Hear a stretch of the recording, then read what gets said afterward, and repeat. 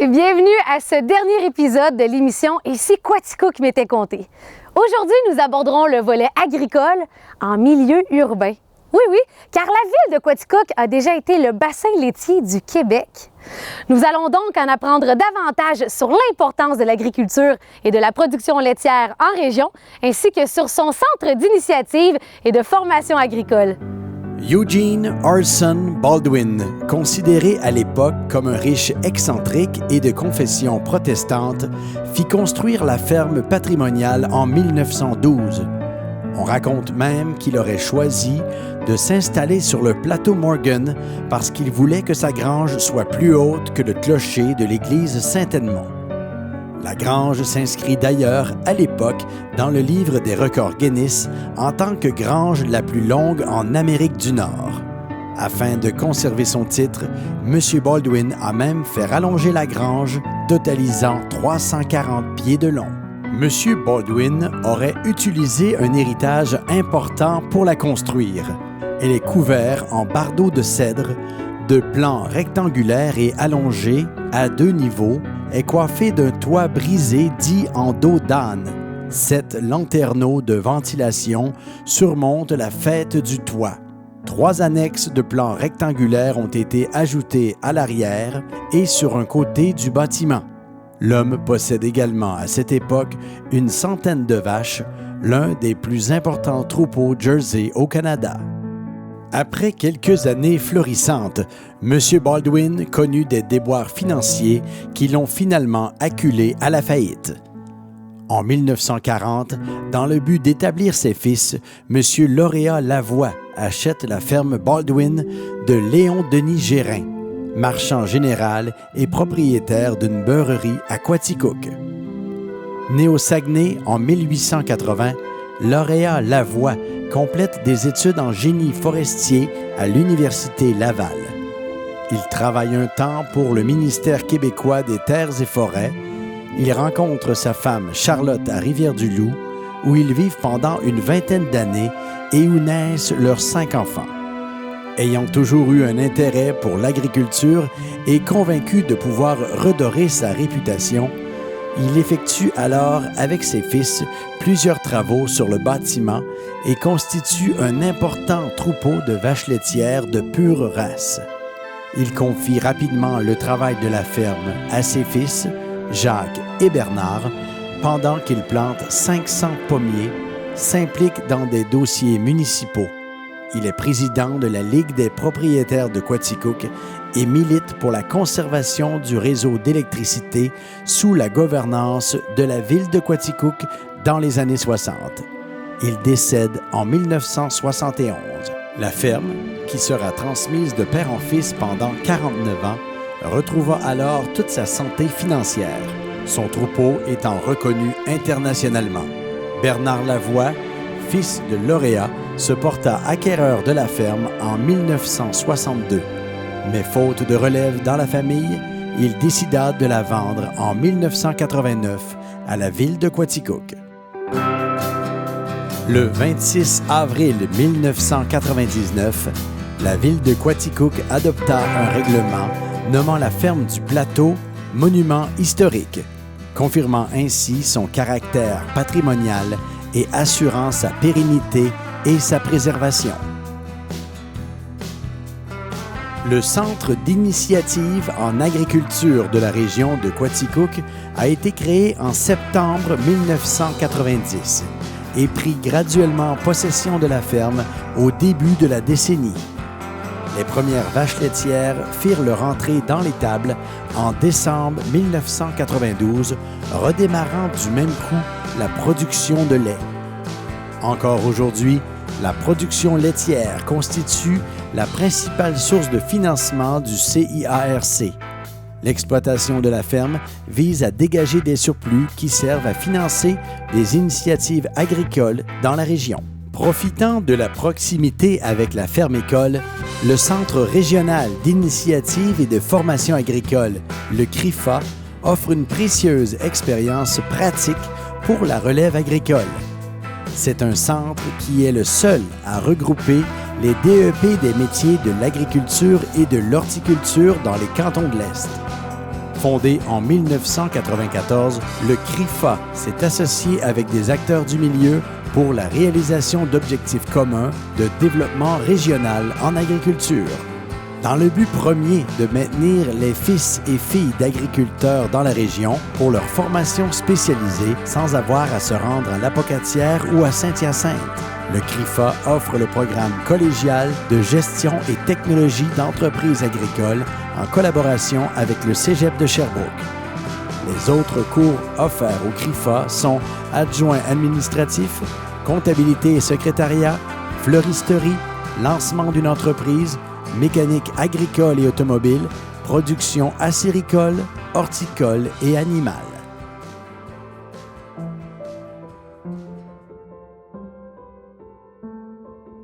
L'agriculture dans la ville a toujours été prospère. En 2016, on dénombre 131 exploitations agricoles de tout genre, dont 51 fermes laitières. Les autres sont dans les secteurs du porc, des bovins de boucherie, des céréales, fourrages, acéricoles, arbres de Noël et autres. Malgré le caractère plus urbain pour lequel est reconnu Quaticook, c'est 22 % du nombre total de toutes les exploitations agricoles de la région de Quaticook. Considéré comme un secteur important dans l'économie de la ville de Quaticook, c'est plus de 51 millions de dollars en revenus qui sont directement reliés aux exploitations agricoles.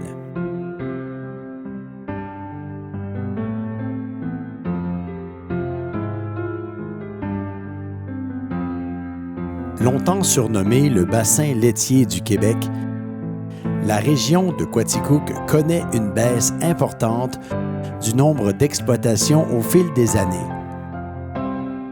En 1993, la région compte 307 entreprises laitières et n'en compte que 187 en 2016. Toutefois, le nombre de vaches laitières passe de 14 900 têtes en 1993 pour se situer à 16 300 en 2016.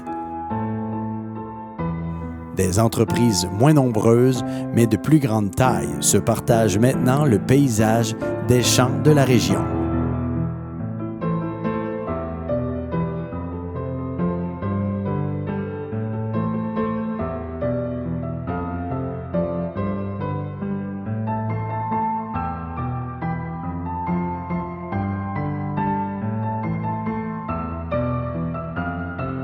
Le Festival du lait a été vraiment la première initiative. On a organisé les terrains pour pouvoir recevoir le Festival du lait ici et par après, ça s'est transféré à Expo Vallée de la Quaticook. À la fin d'une journée de l'exposition, on s'est retrouvés 25-30 producteurs, intervenants, Henri, François Gérin, autour d'une table. Tout le monde a dit que ça n'avait pas d'allure que ces terrains-là, les plus beaux terrains de la région de Quaticook deviennent un développement domiciliaire et c'est là qu'est partie l'idée de recréer une ferme communautaire. CIARC étant un organisme sans but lucratif qui est géré par l'ensemble de la MRC de Quaticook, de tous les intervenants, a été créé. CIARC, ça veut dire Centre d'initiative en agriculture de la région de Quaticook. En 1990, on était tout le monde, dont François Gérin, qui était alors député du comté de Mégantic-Compton, qui nous a aidés à monter tout le dossier. La région étant désignée économiquement faible, ça nous a permis, il nous a trouvé des programmes où, si le milieu mettait de l'argent, le fédéral pouvait nous accoter. Et c'est là que le milieu, la ville, les producteurs, les entreprises ont fait un prêt de 800 000 $ et que le fédéral, par leur programme, a accoté ce 800 000 $, ce qui nous a permis d'acheter le quota, de racheter les vaches et de démarrer la ferme laitière. Et suite à ça, il y a eu une deuxième initiative qui a été justement la formation. Je pense en tout cas que la commission scolaire déjà avait les options agricoles. C'était la commission scolaire de Quaticook dans le temps qui avait ces options-là. Depuis 1974, il y avait des cours d'agriculture qui se donnaient dans la région. Le centre d'initiative avait dans sa vocation le volet formation qui était pour eux autres une initiative importante. Fait que la commission scolaire et le CIRC sont assis ensemble et c'est là qu'est née la première partie du CRIFA. CIRC ayant cédé 3 acres de terrain, la commission scolaire a construit le CRIFA et c'est là que la formation a commencé à se faire et que le troupeau qui a été constitué est devenu la ferme école. Tout l'aspect formation agricole est monté ici sur les terrains du CIRC. Au niveau de la formation, au niveau du DEP, du secondaire et de la formation professionnelle, on voyait que nos jeunes qui finissaient leur cours de formation professionnelle, 25-30% seulement allaient suivre des cours de gestion. Au niveau de la commission scolaire, on s'est assis avec le cégep et on a passé des ententes avec le cégep de Sherbrooke qui est venu ici au CRIFA s'installer et donner la partie gestion pour nos jeunes. Donc, on est passé de 25 à 30% de nos jeunes qui avaient des cours de gestion à plus de 80%, sachant que dorénavant, les fermes étant des mini-entreprises, l'importance de la gestion était importante. Et la collaboration qu'on a eue au cégep a été excellente. Je crois que le fait du dynamisme du CIRC, du CRIFA, a fait que ça a eu un effet d'entraînement sur les jeunes et tout le dynamisme que la MRC a. Sachant que la MRC de Quaticook est la plus grosse MRC agricole de l'Estrie. Provincialement, on est la région où il y a la concentration de grosses fermes la plus importante. Donc, tout le dynamisme que ça a pu créer a certainement eu des impacts sur le dynamisme de l'agriculture de la ville et de l'ensemble de la MRC. La laiterie de Quaticook propose différents produits faits à base de lait et de crème de première qualité de la région de Quaticook. Sans substances laitières modifiées, on y retrouve de la crème glacée, lait glacé, bûche à la crème glacée, yogourt glacé grec et plusieurs variétés de fromages. L'entreprise familiale qui poursuit d'innover et de surprendre les consommateurs fêtera d'ailleurs son 80e anniversaire en 2020. En plus d'une beurrerie des Gérins au début des années 1900 et d'une laiterie en 1940, la coopérative agricole de Granby ouvre un point de transport et de dépôt de lait en 1961 sur la rue Merrill. Le lait y est reçu par bidon de 1961 jusqu'à 1970. À partir de 1965, les premières collectes et livraisons du lait se font en vrac avec les premiers camions-citernes encore reconnus aujourd'hui. La petite coopérative de Granby, devenue Agropur Coopérative laitière à partir de 1979, annonce la fermeture de l'usine de Quaticook en juin 1990. Le même bâtiment y est alors modifié pour les besoins de la coop alimentaire de Quaticook, une épicerie où les membres peuvent aller s'approvisionner. Elle cessera ses activités quelques années plus tard. L'immeuble de la rue Méril subit par la suite des transformations majeures et devient le centre communautaire Élie Carrier en 1996, tel qu'on le connaît encore aujourd'hui. Mais il n'y a pas seulement la production animale et la culture des champs. Il y a aussi la transformation agroalimentaire et une belle histoire de famille. On ne peut pas parler de la ville de Quaticook sans parler de la succulente crème glacée Quaticook. La fondation de la laiterie, c'est la famille Bédard, Saint-Cyr, Gérin en 1940, qui veut dire qu'on va fêter notre 80e anniversaire l'année prochaine. La famille Bédard a pris le contrôle dans les années subséquentes. Jusqu'aux années 1968, la Société d'investissement de Quaticook, qui était un groupe de 20 hommes d'affaires, dont mon père et Fernand Houle faisaient partie, ont acheté l'entreprise. Et quelques années plus tard, en 1974, il y en avait deux qui s'investissaient plus dans l'entreprise de la Société d'investissement, dont mon père et Fernand Houle ont racheté du groupe. Fait que de 1974 à 89, c'était Fernand Houle et papa qui étaient gestionnaires de l'entreprise, qui ont mis l'entreprise à flot parce qu'en 1968, elle était en difficulté. Fait que l'entreprise est revenue à flot jusque dans les années 80, parce que 89, c'est l'année que Joanne et moi avons acheté l'entreprise de papa et M. Houle. Le déménagement de 2004 nous amenait que l'entreprise, on était au maximum de capacité sur la rue Cleveland. On avait fait l'acquisition de quelques voisins, mais il nous en manquait. Et puis l'opportunité ici avec le terrain, anciennement le tapis couture, et puis il y avait Couillard Construction qui avait un terrain à côté. Fait que tout était plausible pour un déménagement ici avec une nouvelle infrastructure qui répondait à nos besoins. Parce qu'on avait déjà bâti notre entrepôt de distribution ici avant qu'on bâtisse l'usine de transformation. Mon intégration dans l'entreprise a, comme je disais tout à l'heure, en 68, c'était l'achat du groupe des vins. Mes premières années, de 68 à 74, je veux dire que dans moyenne une dizaine d'années, j'ai commencé à venir mettre mon pied dans l'entreprise et puis travailler à différentes étapes là, qui étaient accessibles à moi. Au début, j'ai commencé, quand j'étais jeune, mes premiers balbutiements dans l'entreprise ont été balayer la cour, laver des caisses à lait, on faisait des popsicles, fait qu'on plantait des bâtons de popsicles pour la production. Fait que c'était vraiment les trois premiers jobs que j'ai eu dans l'entreprise. Le développement de l'entreprise depuis 89, quand on a acheté ma sœur et moi, on est parti historiquement avec une entreprise fromagère qui était 85 chiffre d'affaires fromage, 15 crème glacée, qui était vraiment marginal.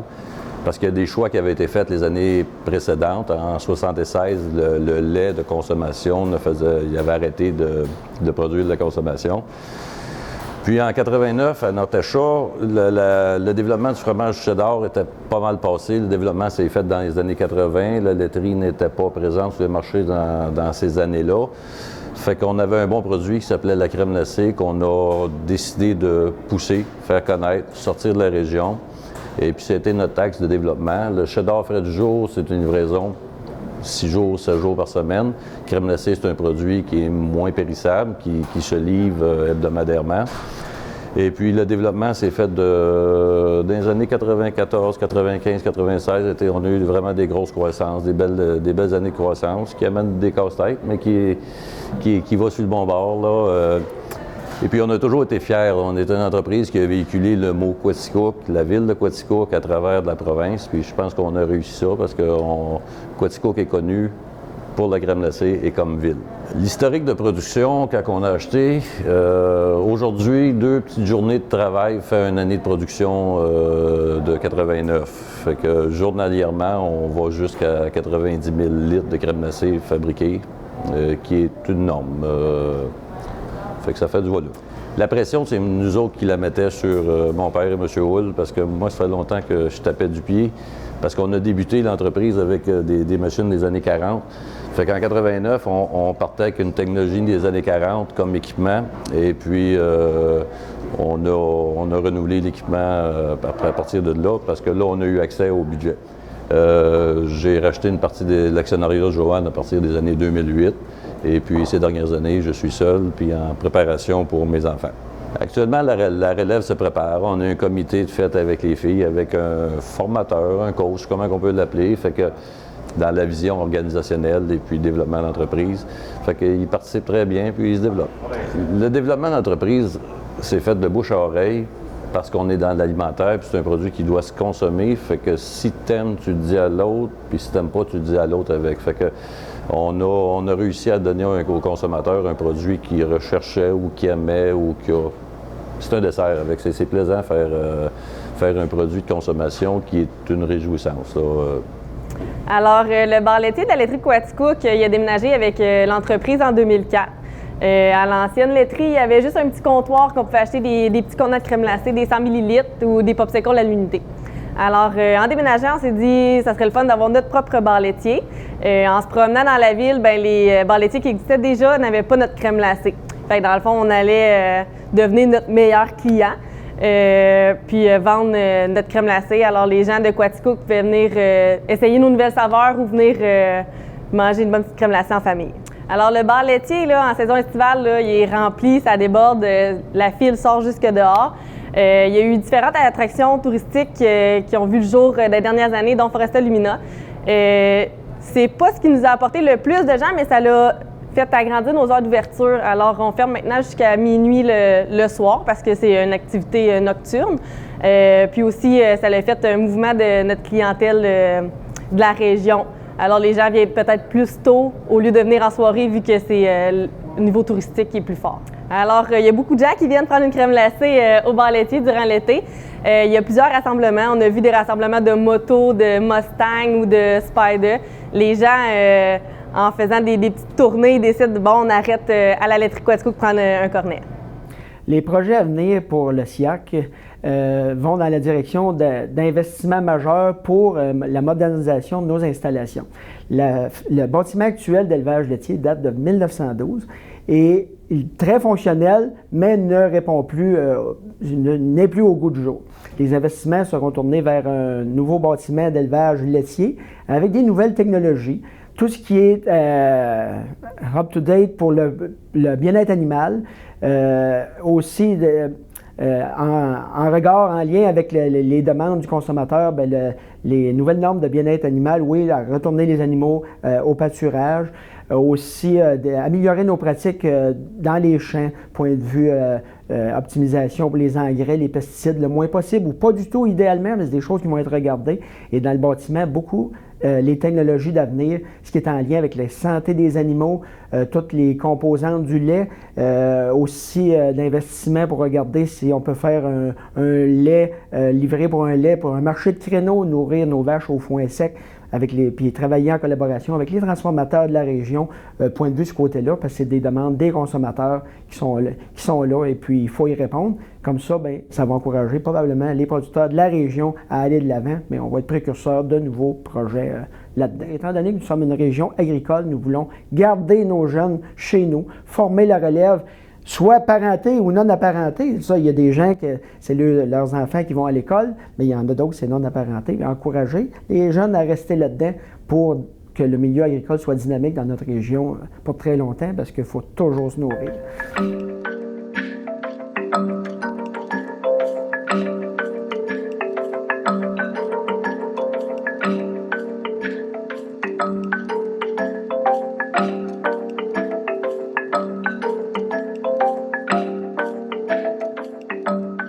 Et oui, j'ai eu une canisse de lait. Devinez ce que je vais parler. Le Festival du lait. Mais dans un aspect très différent. On est tous d'accord que le Festival du lait, qui a débuté en 1978, avait une vocation à la fois, je dirais, économique, touristique. Mais de plus en plus, ce Festival du lait a eu un impact social important. Et on a certainement oublié cet aspect. La fameuse parade du Festival du lait. Si vous saviez combien de gens qui prenaient le temps de s'asseoir de la rue Saint-Paul, parce que le Festival du lait partait de la polyvalente La Frontalière, et les gens s'assoyaient au coin de la rue, c'est-à-dire Child et Saint-Paul, jusqu'au bout de la rue principale, puis même encore, parce qu'elle bifurquait par la suite pour se rendre, à un moment donné, vers l'aréna et par la suite vers le CRIFA. Combien de milliers de gens qui s'assoient et qui prenaient le temps, de s'asseoir 1 heure et demie avant avec les enfants pour voir cette fameuse parade. Mais il y a un côté qu'on a oublié encore, Transvision Quaticook. Pour les plus âgés comme moi, Transvision Quaticook était la télévision communautaire et elle prenait le temps de transmettre cette fameuse parade.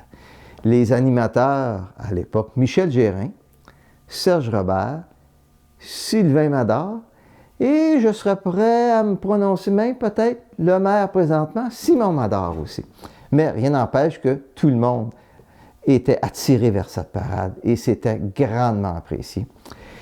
Et il y a eu plusieurs anecdotes, parce qu'il y a des gens qui habitaient la rue de Charles, c'est-à-dire sur des logements, c'est-à-dire au niveau supérieur des commerces, qui attiraient des gens de la famille pour aller s'asseoir et ouvrir les fenêtres.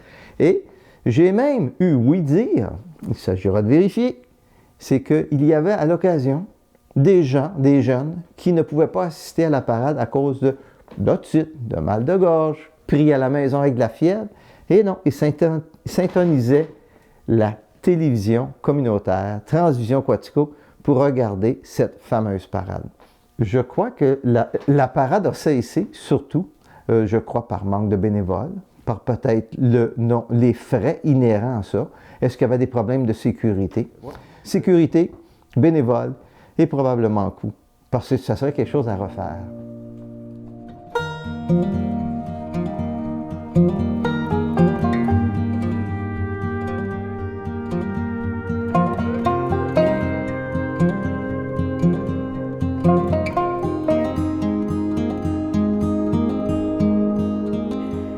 C'est quand même impressionnant pour une ville de 9000 habitants de voir toutes les retombées sociales et économiques de l'agriculture.